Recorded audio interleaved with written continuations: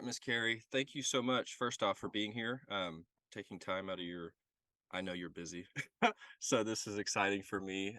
We've connected a couple times in the past, and I've always liked our interaction, so I'm excited for this talk. But for anybody who maybe hasn't heard of you, doesn't know you, maybe wants to learn a bit more about you, if you just want to give us kind of a brief background on you, and then maybe how and why you got into the authoring world and also like helping authors and stuff like that. And then we'll get into our topic of conversation today, which I'm excited about. Yeah, for sure. So, for anyone who doesn't know me, my name's Keri-Rae Barnum. I am the owner and CEO of New Shelves Book, which is a publishing and marketing consulting firm. And so, what we do is we work with authors to make sure that they have professionally published books, even if it's indie, it can still be professional. And then making sure that those books have the best opportunity for sales. And so that does include things like Amazon, obviously, as the world leader in book sales, but also bookstores, libraries, and everything in between there. And what really got me into this world is I love reading. Actually, when I first started with New Shelves, I started part time, and the reason why I got the job is because I sent in a letter to the owner, basically telling her about how much I love books. How the first time I went to the library, I just remember getting my first library card and like stacking up those books. I was allowed to get 15 books. And I checked out 15, and my mom took me every Tuesday after dance class, and I just read as much as I could. And so when I got to the point in my life when I kind of had more of a choice of like working in something I love rather than just having to have a job, I was like, I want to work in books. And I was given this amazing opportunity to be mentored by Amy Collins, who at the time owned New Shelves. And she essentially just if I wanted to learn, she was like, here. And I devoured everything there was to know. I already knew about marketing because that's my experience, but she gave me the opportunity to learn more about books, and I learned as much as I could. And I ended up buying the company from her in 2022. And we continue to just do what we love, which is to help authors become profitable and successful, depending on what that means for them. Some authors want to make a full time career from their writing, and some just want to get a book out there and have readers love it. And so, no matter the goal, we help authors achieve that in both indie and traditional presses. And it's really been, um, it's finally one of those things where it's not just a job, it's something I really love. And I'm very blessed to be able to do it. That's awesome. I actually had no idea that you bought it. I was just of mind. This was your baby from the start, but it's your baby now. That's what's important. That's That's really right. cool. Yeah, that's awesome. And I think you made a really important point there. Authors have different goals. They're not all the same. And I think, especially if we're talking indie authors, and I know people watching this, we've probably got a mix of both. But we talked about this a little bit off air. Was the majority of people that come into my world, they're typically indie authors, or that's the direction they're going to take because it's not 2010 or 2000, like it's their traditional publishing route. Like from what I've seen, that's not the average route these authors are taking. Now there's still ways to do it. I think it's obviously more difficult to get started and actually get your foot in the door, but people are loving being indie publishers because you have all this control and stuff like that. But comes with that is different goals for everybody. And we're going to start talking here in a second about, which is a really cool topic to me because I've self-admittedly know nothing about selling and marketing through bookstores because like we talked about before this interview was I'm an indie author and it's like I know Amazon. That's about the scope of my reach. So, which is fine because I know that's what I want to focus on. But different goals is really important and we'll touch on that throughout this interview because some people want to make, you know, $5,000 maybe a month from their books. Maybe some people are more audacious and they want to be like a million copies selling author. That would be awesome. And then some people just want to be like, hey, I published a book and I just want people to read it because it's cool. Um, so that was a great point. So let's talk about bookstores because I'm very what's it called when you don't know much about something? It's called being green. Is that what it's called? Okay. Yeah. I'm You're very on the green when it comes to this topic. little green. That's all right. We'll make you a rainbow. Okay, Um, good. Yeah, so I love bookstores, and bookstores is kind of quintessential. It's funny because so many authors have this dream of selling in their book through a bookstore because that's what we grew up like idolizing, right? As writers or authors, it's like, I want to see my book on a shelf. I want people to see it. And we often don't think about Amazon as kind of being a shelf. It is a shelf digitally where people can find our books. And Amazon has such a huge share of the market. In the US and the UK, it's estimated that over 65% of print books are purchased directly through Amazon. And numbers are iffy because of Kindle Unlimited and things like that, but it's estimated that about 91% of ebooks are purchased or consumed on Kindle. So Amazon has this huge piece of the market, and as indie authors, especially, we're used to using that market, but bookstores just seem like this elusive like dream, but it's something that indie traditional most authors have this dream of selling their book in bookstores. And so it's one of those things that I think it's important, whether it be to your personal goals because you just want to see it happen, or because bookstores do give you exposure. They give you an opportunity for new readers to kind of find your book, which is very cool about them. But the bookstore market, just like the publishing market has changed, the bookstore market has changed. So print on demand really became popular somewhere around 2010. And our bookstores started declining around the same time because that's when Amazon took off. So it's kind of crazy to look at the numbers. Back in like 2012 in the US, we had something like 16,000, almost 17,000 bookstores. Today, we've got closer to 10,000 bookstores. So it's crazy how that's changing because the market has shifted online and shifted to Amazon, that our bookstores are kind of dwindling down a little bit. Now, with that, we still have a lot of indie bookstores. Actually, the US has probably the most independent bookstores in the world. We've got about 2,500 of them, which is cool because of course we have Barnes and Noble and Books a Million and those big, the big guys, but we also have indie bookstores. So there's still a lot of opportunity to sell books. And if you're in, I don't know, let's say the UK, there's somewhere about around 1,000 independent bookstores, and Canada's estimated to have about 2,000 bookstores. So no matter the market, you've got opportunity, but it's a completely different business than Amazon.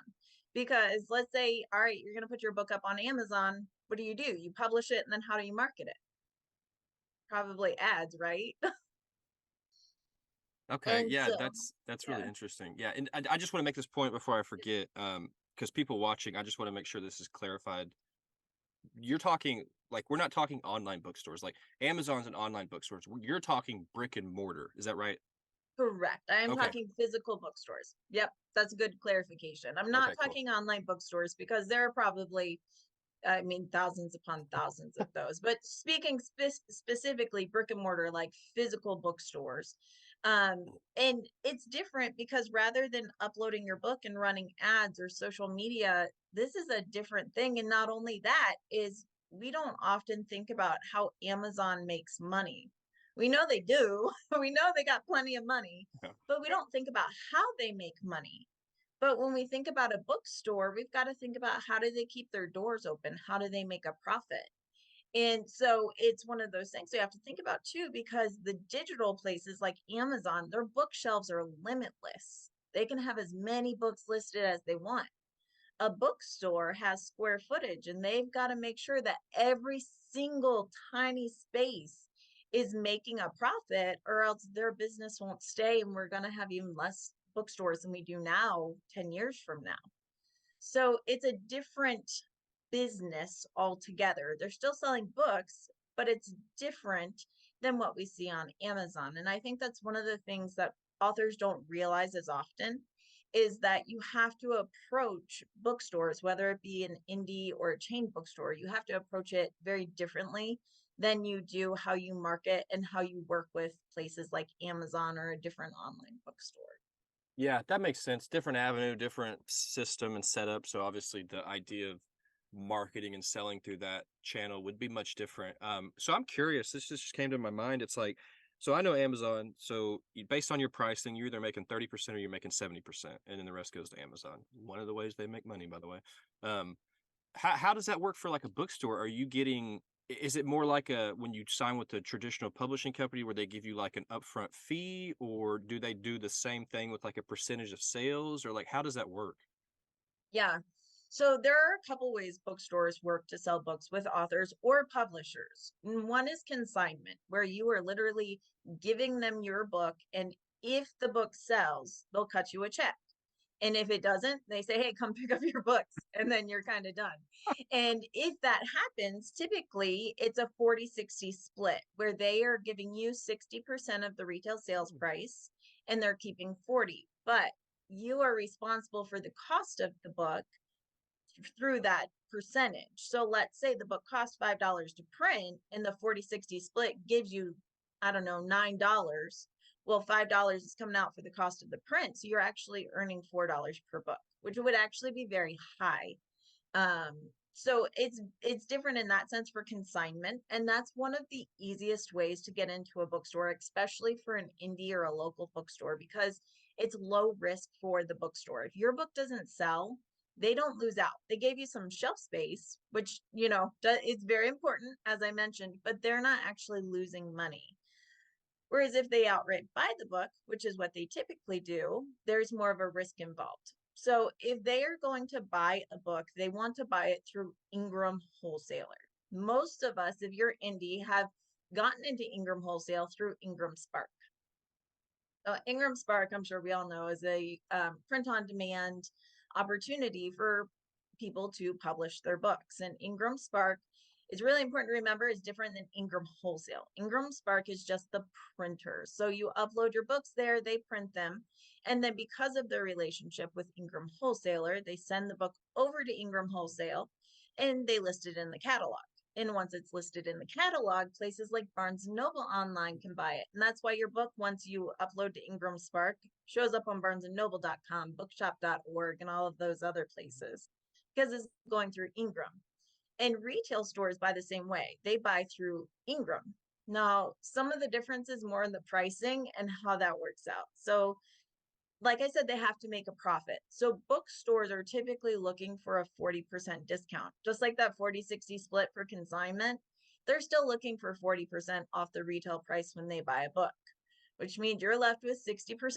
However, there's a couple more fees involved because Ingram Spark gets paid for printing, but then Ingram Wholesale takes 15% as their cut for getting you into the catalog and taking those orders and handling that. So when I call it POD math or, author math, this is when we have to actually look at pricing because that means that if there's a 40% discount for bookstores and retailers and a 15% cut that Ingram Spark gets, that Ingram Wholesale gets, that means that an author who wants to sell into retail or bookstores when they're uploading their book to Ingram Spark, they need to set their discount at 55%. Which leaves you, I'm horrible at math, but I'm good at this one. It's 45% is what that leaves you with. But you also have to pay for the cost of printing the book out of that 45%.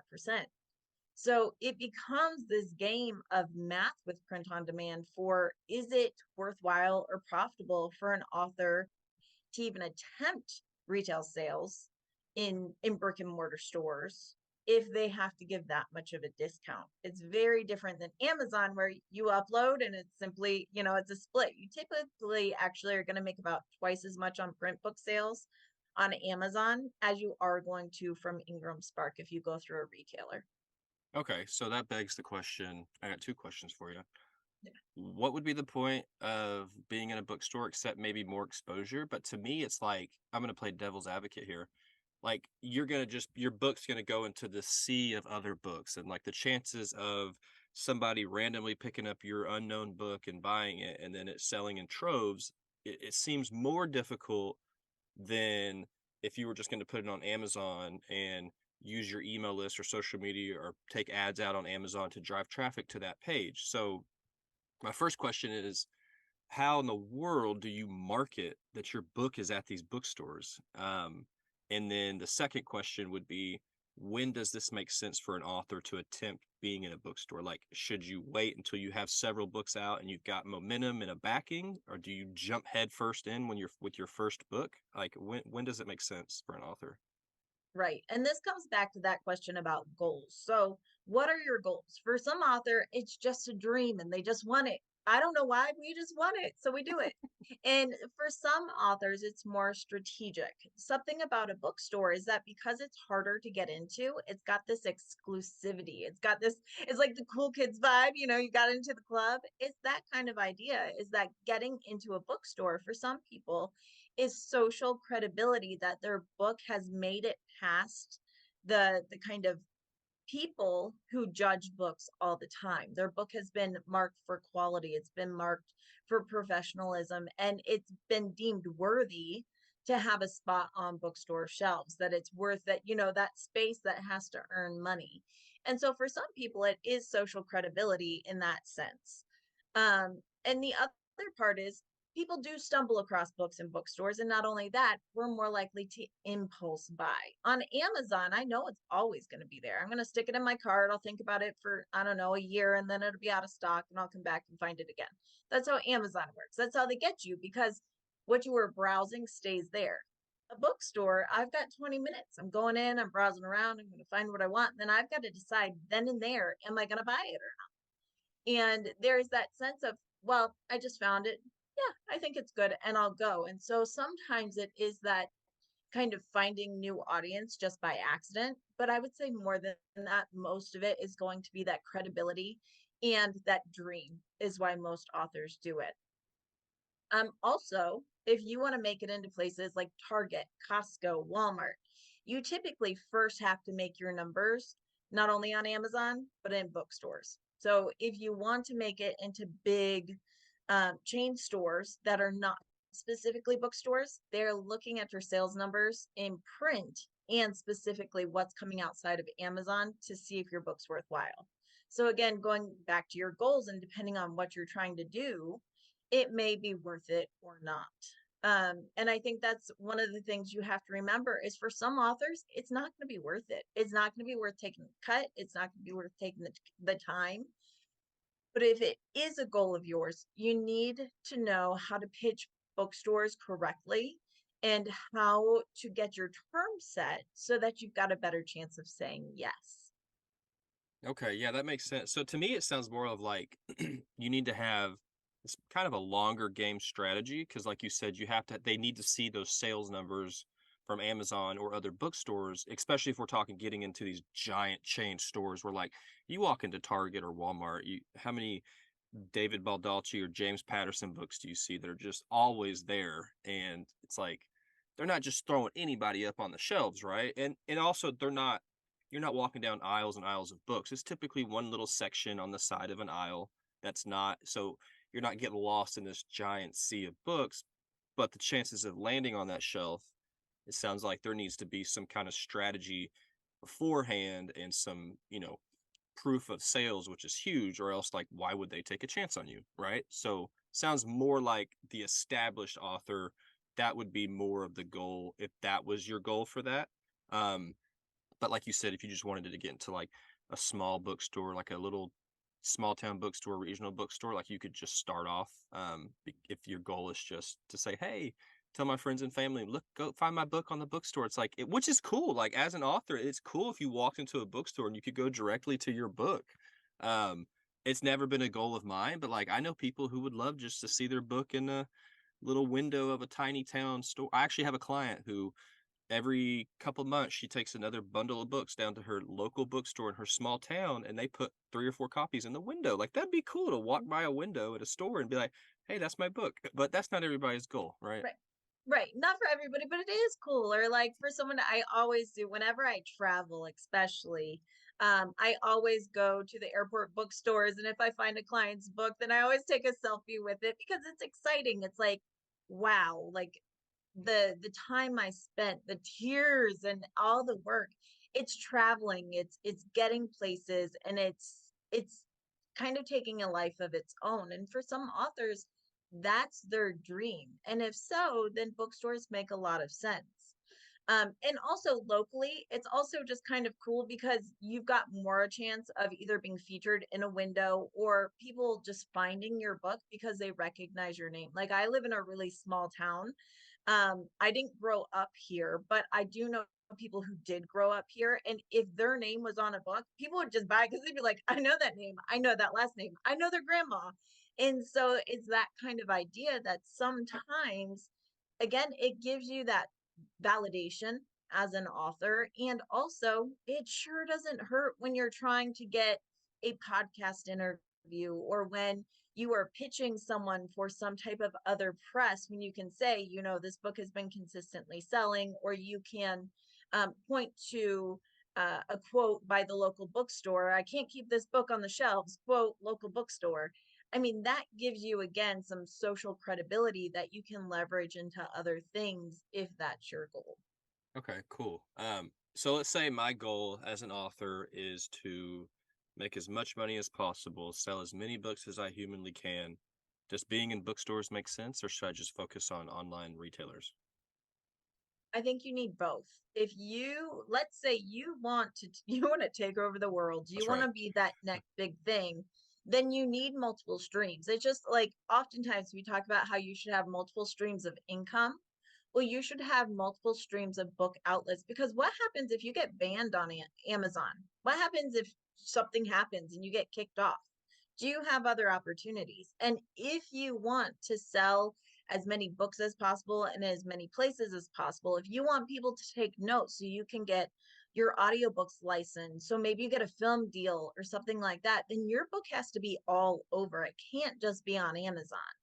Amazon's a great place to be. It's where a lot of your sales come. But there's a reason why, let's say the USA Today bestseller list, they require to make the USA Today bestseller list that at least 500 copies of the book that's sold in that week come from places outside of Amazon, because they want to know that you're a bestseller everywhere, not just on Amazon. And so I think that if you really want to take your career as big as you can, then having your book available outside of Amazon and having other streams and opportunities is important to a much bigger goal.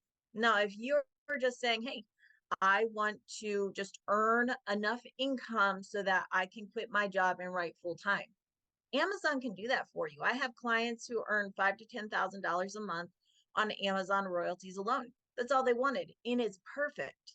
But I also work with other people who do have film deals, who do, want bigger things. And so it's more of a business and strategic plan based on their goals. Okay, yeah, that makes sense. I love the theme of this is kind of like what your goal. What are your goals? Because that's gonna change the strategy or the direction that you take, right? Um, okay, so talking again about more about different avenues just outside of Amazon. I know people who publish wide. I have clients who publish wide. So like there are ways, would you still consider if you were going to go wide as the goal was to be as big as possible? Like do you still need to have bookstores if you're going to be like Amazon, Kobo, Apple Book? Like I don't publish wide, so I don't know all of them, but I know there are a lot of out there. Um Yep. could you just do the online retailers wide, or would you still do that and then find a way to work yourself into bookstores as well? So you can start there. I typically suggest, so if you want to go wide, but you don't care about brick and mortar stores, I typically say, now, whether or not your ebook is wide, because they are different distribution models, and that's important. So your ebook, if it's on Kindle Unlimited, is exclusive to Amazon. If your ebook is wide, then it can upload to both Amazon or KDP for Amazon for sale, but you could also upload it to Ingram Spark or to Draft to Digital or directly to retailers for Kobo, Barnes and Noble, all those places for your ebook. And I'm not really talking about those. So you could have an exclusive book on Kindle Unlimited for your ebook, but take your paperback wide. And I always, always recommend that authors take their paperback wide, because there's no reason not to. So you upload your book to KDP and you make that your Amazon sales, but you also take your paperback, and I recommend using Ingram Spark directly. You upload to Ingram Spark to get you wide in all of those online bookstores we were talking about: bookshop.org, barnesandnoble.com, booksamillion.com. It gives you a whole new range of, number one, SEO, so your book is searchable. It gives you more credibility, and it also gives you an opportunity for sales without a lot of risk. Because when you're setting your terms on Ingram Spark, if I'm not going to pitch retail stores like actual brick and mortar stores. I'm not going to do it. Cool. Then you can set a lower discount. They only require, most bookstores either require, or most online retailers only require a 35 or 40% discount on Ingram Spark. to get onto online retailers. Remember, if you're trying for brick and mortar, it's got to be 55%.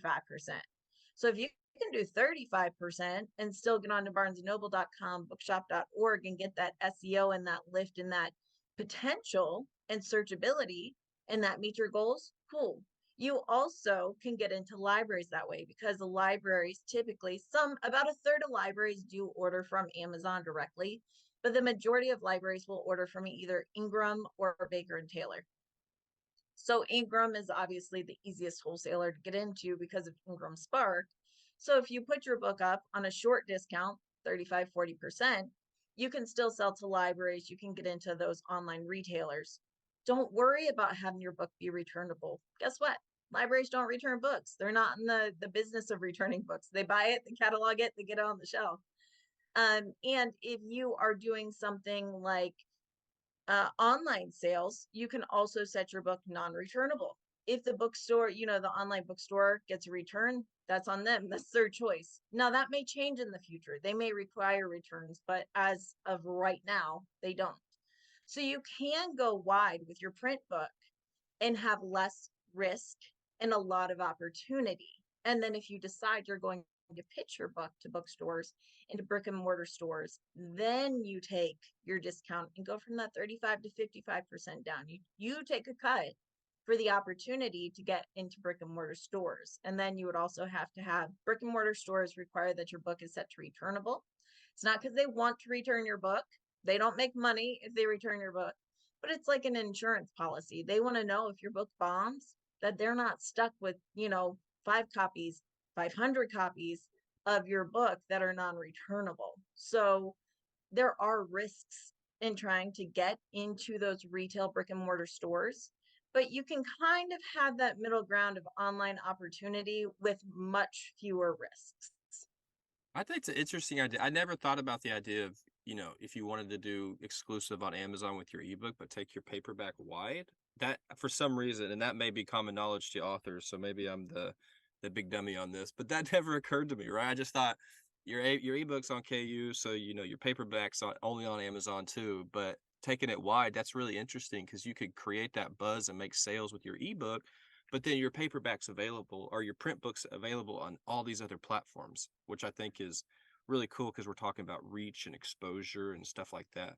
Um, so we talked a little bit about pricing, and you keep mentioning like these brick and mortar stores or whatever it is, like they require a discount on what you would be selling it like on Amazon or something. So like how do you decide pricing for like your print book on Amazon, and then like what's a typical pricing for that you see in bookstores? Because I'll come across like a James Patterson book, and Walmart might be $15, or you might go to a different store and it's $29.95, or so like how do you determine that? Is that something How you do you work with determine on that? the bookstore, or do you set that price and then So the author and the publisher set that price. And I'm going to create waves in the indie community here, because there are a lot of people who say, oh, well, if you have to set a steeper discount on Ingram Spark, you're going to make more money, just jack your price up.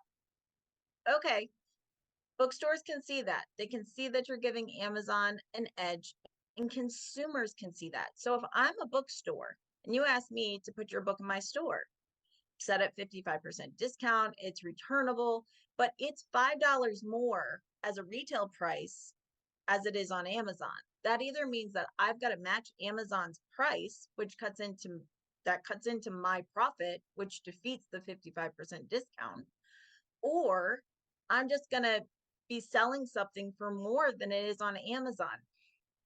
I'm going to throw a number at you that will probably shock you. Approximately 86% of people will look up a product on Amazon and look up reviews before they purchase something.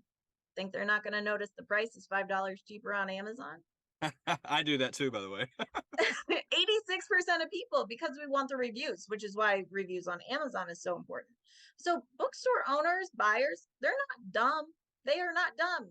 You're asking them to go in, essentially, you're asking them to go into business with you, and you're not necessarily treating them fairly and honestly from the get-go. And I promise you they notice. If your book is popular enough, if you're Colleen Hoover and your book's flying off shelves everywhere, they're just going to take it quietly.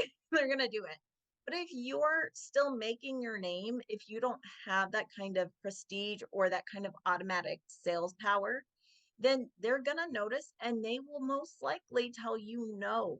So I think that's important. Now, with that said, if a bookstore decides to reduce the cost, just like Amazon, we've all seen books on Amazon, it's priced at $20, but then it's actually selling for like $4.93.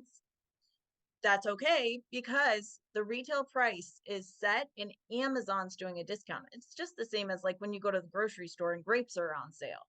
The grocery store took their cost and they slashed it to make more of a sale for whatever the reason is, because they're rotting in the back or because they just want to get people in the store or whatever it is. And Amazon does the same thing, as do bookstores. Bookstores have sales all the time.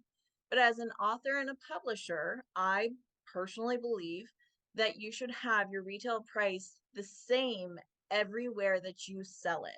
Now, if a retailer decides to change your price, that's on them, but you have given Amazon and bookstores and libraries all the same opportunity, which does mean that you're going to make less of a profit through retail stores or through Ingram Spark and Ingram, because that's the way the book industry works. And it's not just for indies.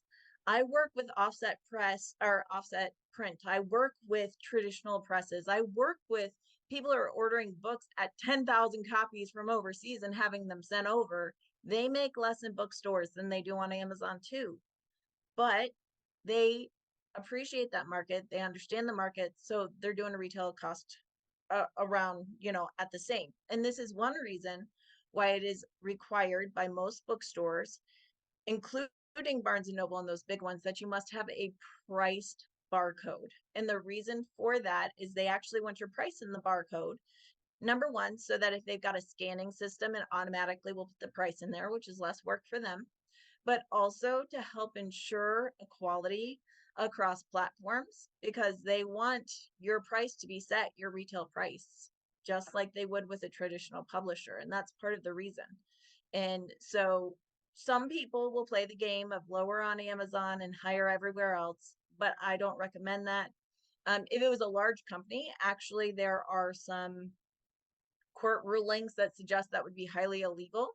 I don't think anyone's going to take an indie author who's making 10 book sales to court over it. You But might be surprised. you never know. And if it becomes too much of a problem, I mean, that's how it works, right? If it becomes too much of a problem, someone just gets lucky and they're the one who goes to court with the issue. And I'm not a lawyer. I don't pretend to have legal advice or anything like that. But as I understand it, the Fair Trade Commission does have rules about offering different prices to distributors and and retailers and things like that. And again, I'm not a lawyer, but I do think regardless of that, book buyers are not dumb. They look at Amazon. Yeah, Amazon is he who shall not be named.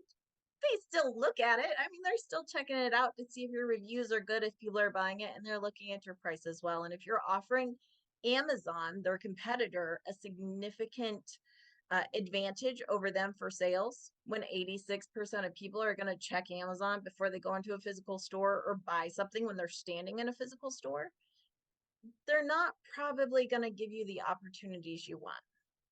Okay, yeah. Disclaimer, this is not legal advice. Neither one of us are lawyers. So if anybody is a lawyer, don't come after us. We just told you, disclaimer.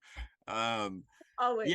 okay, that makes sense. So it's like don't burn the bridge before you have the chance to walk across the thing, because it's like, you're right. I know I obviously would never name names, but I've come across people in this industry where it's like the sneaky, underhanded, try to get away with something because they think they can, and it rarely happens, people, just FYI. So try not to be that person. Because like Keri said, like these people aren't dumb. They're gonna figure it out, and all that's gonna do is either get your book removed, you're going to be in bad standing in the community. You're going to have a hard time getting in anywhere else if word spreads that you've tried to do something kind of unethical, right? Um, so I think that's a good point. So in terms of like getting into bookstores, is there one bookstore somebody should focus on if their goal is just to get into a bookstore? Like, should they be like Barnes and Noble should be the first place you go, or Books a Million is the first place you should try, or does that matter at all? Yeah, so Barnes and Noble and Books a Million are kind of easy in the sense of going to their main opportunity. They both have small press sales departments where you can fill out a form and you can submit your book to their buyers. So because you can kind of go to the chain on that and do it, I always recommend you do. If your book is set up correctly, printed price barcode on the back cover. You've got professionally done book. You've got your own ISBN. You've got your discount. All of those things. Then go apply directly to Barnes and Noble. Go apply directly to Books a Million. But the most important, and the way you'll get the most success, is go local. Go to the bookstore that you go to. Go to your community, because not only are you going somewhere that they don't they don't need to give you a chance. You don't deserve a chance. Let's put it that way. I know it sounds harsh, but you don't deserve a chance. It's still business. But they want to support local authors when they can for two reasons. Number one, because you're local, you're neighbors, you're in the community. But number two, if this is where you live, we know that if I get my book in the local bookstore, you better believe I'm gonna tell everybody. I'm gonna tell everyone. I'm gonna say, hey, you better go buy it. I want it off the shelves. You go buy it right now. Um, and they know that if you live or have a connection to a community, that you are likely to drive traffic not only to your book, to their store. And that last one's important because, yeah, they hope your book sells and they want to make a profit on it. But even if, let's say you do a book signing event, everyone's already bought your book. It's all your friends, your family, they've already bought your book. But guess what? They're going to come to that event, they're going to support you. Those are people in the store that are then browsing. Maybe they're going to buy a different book. Maybe they will buy your book. Maybe they'll buy a game for their kids or some bookie socks or something like that. It's bringing customers into a business. And so, I mean, I think it's really important. One of the things when we talk about with Amazon, is this platform where we know they have lots of money and lots of opportunities to earn money. But when we talk about bookstores, especially indie bookstores, I think it's so important to think about it as a business and a business relationship. And this is why I think you should have pricing all across the same, because what kind of business partner do you want to be and what kind of business partner do you want to have? So, are you treating them fairly? Are you supporting them in their marketing efforts? Are you helping bring customers into their store since you're asking for space in their store? I think the more that we think of brick and mortar stores in the community as a business partner and opportunity, the more that retail sales for authors, whether indie or traditional, published, I think it makes more sense when we think of them as a business partner, not someone who owes us an opportunity. Or, I mean, yes, it's a dream, right? But it's still business. And so the more you can think in those terms, the more successful you will be, and the more that the store will appreciate you, because who doesn't want a great business partner? On the other hand, if we have a business partner that feels kind of sneaky or who isn't really promoting themselves, we probably don't want to stay in business with them too long. So treating a bookstore like a business partner is so crucial to success in bookstores, and going locally is by far your best shot to get into a bookstore.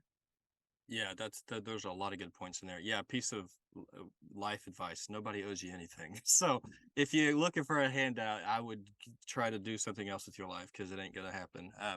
Because it's a business. You're right. It's a first and foremost a business. I think there's an old Jerry Seinfeld skit where he says business is business. It kind of means nothing, but at the same time, it means everything, right?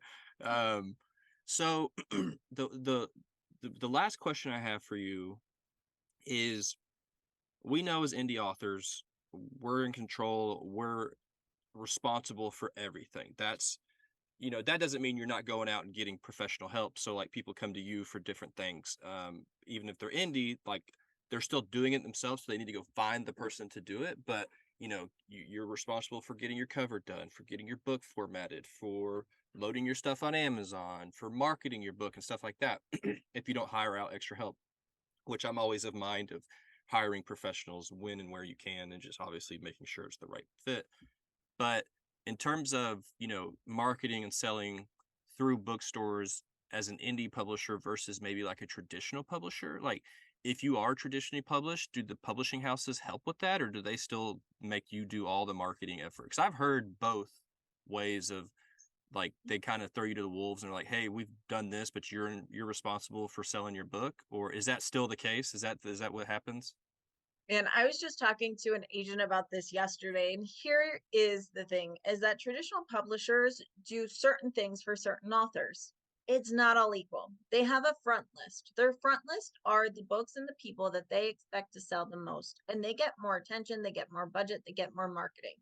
And then they've got their backlist, or their other books, and these are books that they're still doing things for. They'll still send them out in the catalog, they'll still like they'll still put it out there, and you still have opportunity for sales, but giving they're not doing it all. More and more authors are expected to market themselves. Now if you're traditionally published, you don't have to worry about if your book's available on Ingram. You don't have to worry about your discount or returnability. Your publisher is going to handle all of that. So, as a traditionally published author, all you have to worry about is getting the bookstore to say yes. And so, I do think that yes, publishers do have magazines. They do have catalogs that they'll send out and say, hey, this is what we've got coming in fall of 2024. This is what just came out. And they do put that out there, but they're not necessarily setting up events for you or actually hand selling your book. That's something you still have to do. And so it's again knowing your book, knowing where it's available, when it's available, and then going to your local bookstore and saying, hey, I'd love to have a launch event here. My publisher is so and so, my book's available here. Can we work this out? But then you still got to market the book.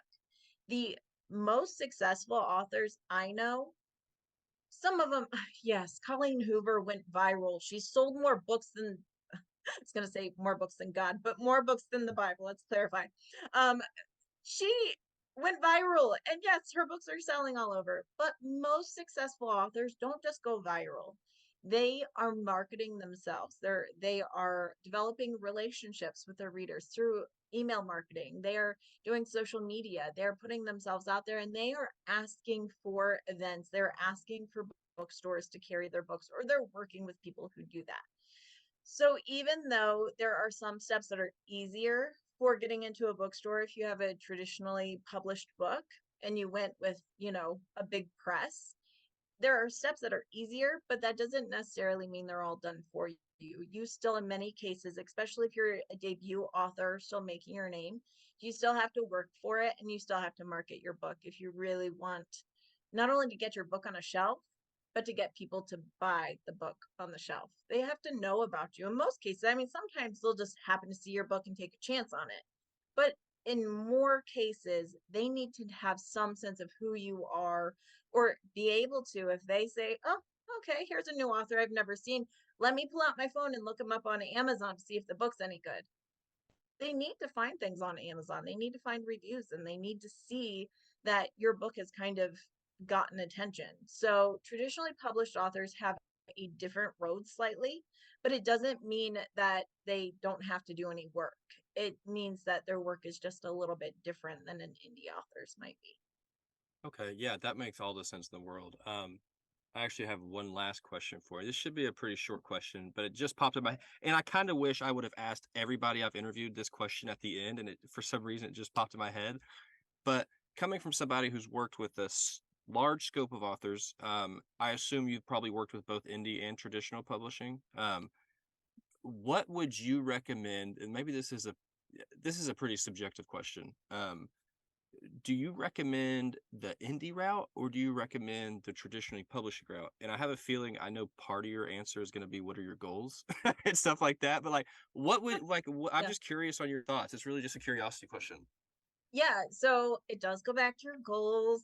I know. But part of it too is what are you willing and able to take on? I always say that publishing a book, you can do it on your own. You can be successful as an indie.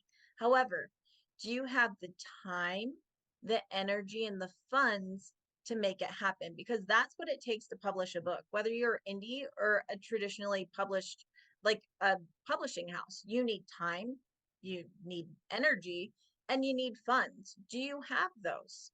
Maybe you're thinking, man, I don't want to do all the work of a self publisher. I'm not going to do all the work, or I'm not going to do it well. Go query, go find an agent if you can. Maybe you say, I want the control. I know I've got a business plan. I want to control, I want to earn all of my royalties, and I'm going to build my business. Go indie. I think it really partially does depend not only on your goals, but what resources you have, and are you willing to allocate them? If you've got a full-time career as, doing something that's very taxing, you may not have the bandwidth to indie publish, in which case traditional may be best for you. So I think looking not only at your goals, but at your resources. And sometimes I have authors who will move from indie to traditionally published. I will have authors who made it as a traditionally published author, and then they're like, I think I'll do it on my own. I think I'll take all that profit. And I think that it is becoming more of a flow, because I do think the publishing industry is changing. But I think you have to be really honest with yourself of your resources, your capabilities, and do they align with your goals? And if not, it's time to do some deep thinking there and figure out what you're willing to put into your business of being an author. And then maybe pick your publishing. Maybe it's hybrid. Maybe you actually have someone help you because you want to own everything, but you need help. And once you decide that, I think the course to publishing becomes much more clear. And then you research and you find the steps of how to do whichever course of action you choose, whatever path. You research, you find people who are knowledgeable, and you make a plan to be successful in whatever path you choose, and you follow that. Yeah, I think that's a well articulated answer, for sure, because it is depends on your goals. And I see this now kind of more and more as time goes by, but like it's kind of like hybrid, you know, whether like you said, they went indie and then they decided to go traditional, like they got some backing sales, proof of concept, and now a traditional publishing company is gonna be much more likely to take you on. Doesn't mean that they will. Or people like you said, a traditional published author, they're like, I know how to do this. My books sell well. Why not just do it myself and pocket way more of the money in exchange for just giving up that upfront fee um, of a publishing house or something. I know like Susie Quinn, for anybody who knows her, she's a fiction author, but she writes across like 3 different genres. She's both. I can't remember if she started one traditional and went indie or indie to traditional, but she's got some books that she has with a traditional publisher, and then she has Mhm. series that she does herself on the indie side, and she sells like I think she's over 1,000,000 copies sold now between the 2. So she's kind of found a way, and I know other authors too have found a way to make the 2 kind of coexist and Yep. it's like it's another one of those things of like you mentioned earlier was like the multiple streams of income, but like the multiple, you know, exposure methods or outlets and stuff like that. Like that's a way that you could multiply your reach if you have enough books and enough, obviously proof of concept and backing and sales proof and stuff like that. So I think that's pretty cool, actually. Yeah, and I mean, for that, a lot of published authors, let's say I am a nonfiction published author with an agent.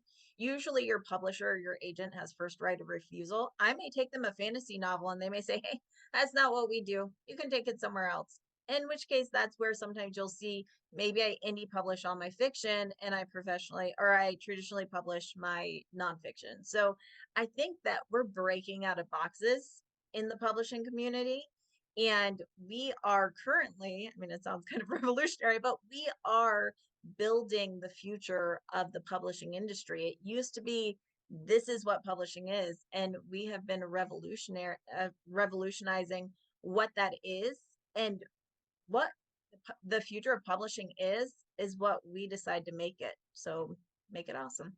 Yeah, I think self-publishing's taken over the world.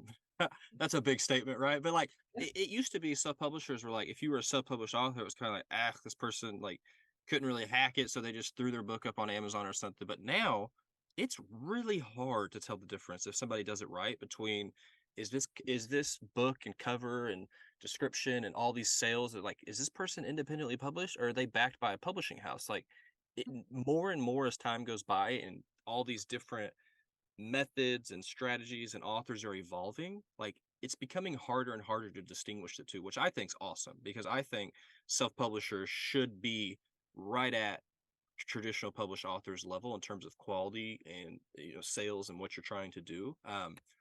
And I just think as time goes, I think that's going to continue to be the case, in my opinion.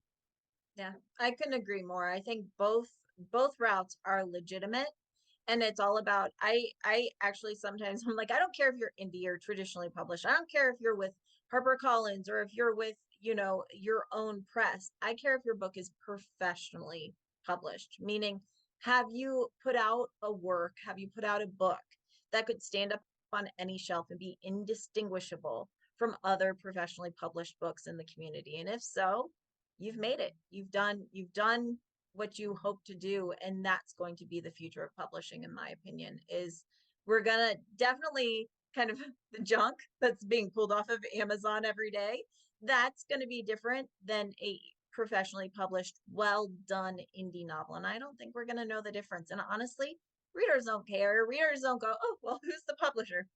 I'm not going to read that one, because they don't care. As well, as long as it's well done, it's edited, the cover stands on point, the blurb works, that's what a reader cares. And so we're not going to matter as much anymore. I think it's legitimate to go indie or traditional, and there are reasons for both. And so there should be a lot of celebration on both sides. No matter what path you choose, there should be pride and celebration that we're putting out great books and we're putting out content that people want to read. That's what's important, the books, and that people keep reading. And I hope that we continue to have bookstores rather than declining. I hope that we continue to see those build back up. I hope we support our communities and our indie bookstores and we see it as a business. And I think that's what's important, is the community, the books, and just making sure that we continue the art of publishing and we do it well. I love that. Yeah, I 100% agree. 100%. So I swear that's my, I think I said that was my last question 3 questions ago. I swear, everybody, I'm going to stop asking questions. Besides, if Keri, do you have anything else that you think we need to touch on or reharp on, or anything that we missed that you want to make sure that we mention, or do you think we nailed it? Man, I think that we covered an awful lot, but if anyone ever has questions, I'm very searchable online. You can find me at newshelves.com, and my email's on there, or contact forms on there. So if anyone does have further questions, they can always search me out and ask. I love to help authors. It's the joy of my career to be able to do that. So feel free to look me up at newshelves.com. Awesome. Yeah, and we'll have that link and email below the video as well, so people can reach out to you. Okay, awesome. That was a lot of fun. I enjoyed that. That was kind of right at the hour mark, which typically seems to be my threshold for people. I don't want to keep people hostage too long, because I could if I wanted to, but I won't do that to you. Um, but thank you so much for being here. That was a lot of fun. I always love talking to you, even though we just connected a few months ago. Yeah, I've loved our interactions up to date so far, and hopefully we can continue to stay in touch and stuff like that. yeah, So for sure. thanks a ton for taking the time out of your day and being here. And hopefully everybody learned something new, at least one thing. Um, and yeah, we'll see you guys in the next one. Thanks for being here.